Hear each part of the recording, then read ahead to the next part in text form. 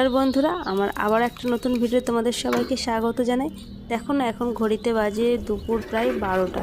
বুঝতেই পারছো, এই গরমের দিনে দুপুরবেলায় আমি ছাদ এসেছি বাসন মাজতে।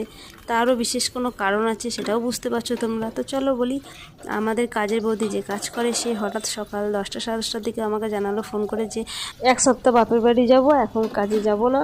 আর যেহেতু আগের দিনের দুপুরেও আসেনি, সেই বাসন ছিল, সকালের বাসন ছিল, তাই অনেকগুলো বাসন বলে ছাদে চলে এসেছি মাজতে। তো এক সপ্তাহ আসবে না, যেহেতু আমি এবার থেকে নিচেই মাজবো বা রান্নাঘরের বেসিনে। তো আজকে যেহেতু অনেক বাসন, তাই ছাদে চলে এসেছি, কারণ নিচে আমাদের এভাবে পজিশন নেই বাসন ছড়িয়ে মাজার মতো।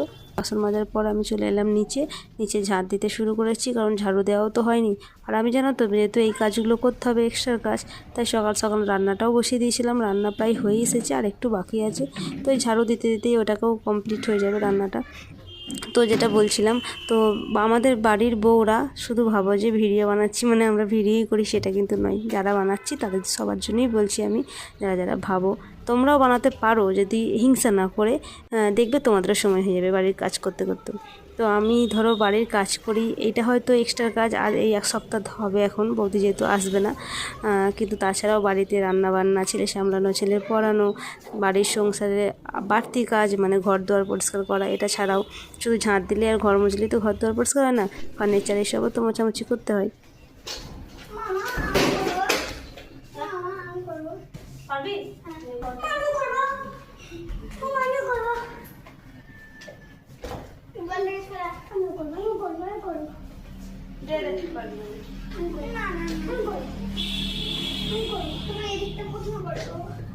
দেখেছো বন্ধুরা, আমার ছেলেরা আমাকে হেল্প করতে এসেছে। তো ওদের যেটা ইচ্ছা হয়, ভালো লাগছে, মা করছে তাই করতেছে, ওরা কি আর পারবে। তো দেখো, ওরা ঘর মুছছে আর আমি এদিকে একটু রান্নাটা দেখতে এসেছি। একটু জলটা মরবে, তাই চাপা দিয়ে আমি চলে যাব আবার ওদিকে ঘর মোছামুছি করতে। তো যেটা বলছিলাম বন্ধুরা, তো আমাদের এটাই হচ্ছে ভেতরের কাহিনী। মানে আমরা যে শুধু ভিডিও করছি মানে ভিডিওই বানাচ্ছি তা নয়, বাড়ির অনেক কাজ থাকে। শুধু ঘর মোছামুছি, ঝাঁট দেওয়ার কথা বলছি না। কাজের বৌদি এখন আসেনি বলে হয়তো আমি করছি, কিন্তু যখন আসে না বাকি কাজগুলো তো করতে হয়।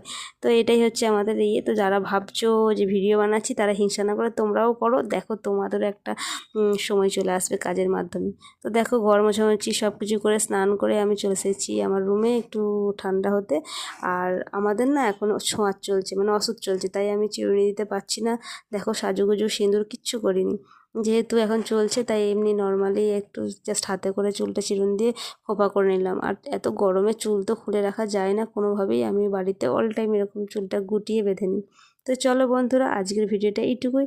যদি একটু ভালো লাগে লাইক, শেয়ার এবং কমেন্ট করে দিও। টাটা।